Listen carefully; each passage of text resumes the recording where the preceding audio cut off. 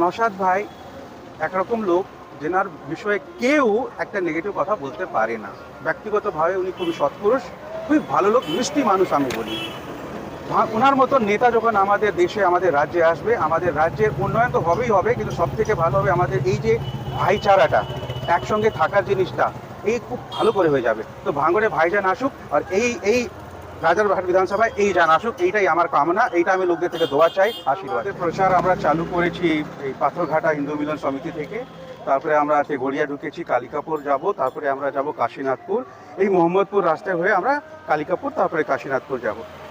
দেখুন, এই যখন আমরা এখানে প্রচার করছি, আমরা কি দেখছি কি এই গ্রাম অঞ্চলে বড় বড় কমপ্লেক্স আসছে, বড় বড় বিল্ডিংগুলো আসছে, কিন্তু রোড বা ইনফ্রাস্ট্রাকচার বা পরিকাঠামো ওই রকমই আছে। যখন এই বিল্ডিংগুলো তৈরি হয়ে যাবে, ওই সময় অবস্থাটা কি হবে? এত বেশি ট্রাফিক হবে, এখানে একটা অ্যাম্বুলেন্স ভালো করে আসতে পারবে না।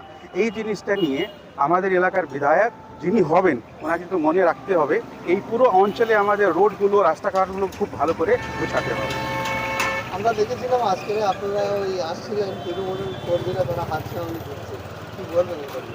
দেখুন, নির্বাচন একটা জিনিস, একটা প্রতিদ্বন্দ্বিতা হয়, কিন্তু মানুষ তো মানুষকে ভাববে, ওই ভালোবাসা তো সবসময় থাকবে।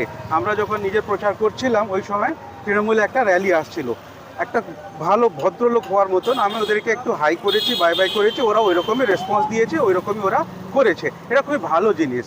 প্রতিদ্বন্দ্বিতা থাকবে, কম্পিটিশন থাকবে, এর মানে নয় যে আমাদেরকে হিংসা করতে হবে। ভালো করেও আমরা নির্বাচন করতে পারি। এই বছর এইটাই আমাদের সন্দেশ, এইটাই পুরো নির্বাচন কমিশনও সন্দেশ দিতে চাইছে যে ভয়মুক্ত নির্বাচন হবে, সবাইরা বাড়ি থেকে বেরিয়ে আসবেন, ভোট করবেন, কিছুর ভয় নেই এখানে এই বছর। প্রচারের ভিতরে আমরা দেখছি যে বাচ্চাদেরকে আপনি কেন দিচ্ছেন, এর কারণটা কি? সব থেকে বড় কারণ শিক্ষা। শিক্ষা মানে বুদ্ধি, বুদ্ধি মানে ভিত্তি তৈরি হয়, যে আমরা একটু ডেভেলপমেন্ট করতে পারি, উন্নয়ন করতে পারি। সব থেকে আগে নিজের উন্নয়ন করতে হয়। নিজের উন্নয়ন কী করে হয়? যখন আমাদের শিক্ষা বুদ্ধি একটু বেড়ে যায়। ওর সঙ্গে সঙ্গে আমার এই চিহ্ন, প্রতীক চিহ্নটা আছে কলম।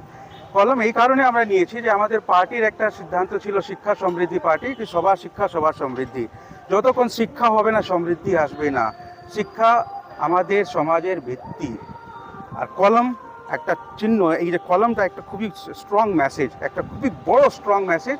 এই বাচ্চাদের জন্য যখন আমরা বাচ্চাদেরকে দিচ্ছি, ওদেরকে বলছি আজ থেকে তুমি মেনে নাও যে আমি যে জায়গায় আছি, আমার ভাই যে জায়গায় আছে, আমাদের পার্টি যে জায়গায় যাবে, শুধু শিক্ষার কারণে আমরা ওই জায়গা পৌঁছাচ্ছি।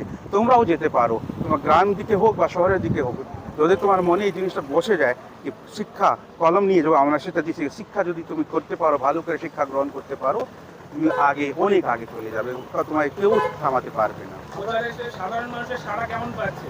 খুব ভালো, মানে আমি তো প্রফুল্লিত, আমার ভিতরে এত আন্তরিক খুশি, মনে হচ্ছে যে আমার নির্বাচন সফল আজকেই, মানে আমরা সঙ্গে সঙ্গে পেয়েই যাচ্ছি। লোকেরা যারা গ্রহণ করছে, এইটা দেখে না মনের ভিতরে খুবই খুশি হচ্ছে। মানে রাজনীতিতে যে আমি একটা এসেছিলাম, নেমেছিলাম, এইটা দেখে আমি খুবই গর্বিত, খুবই খুশি।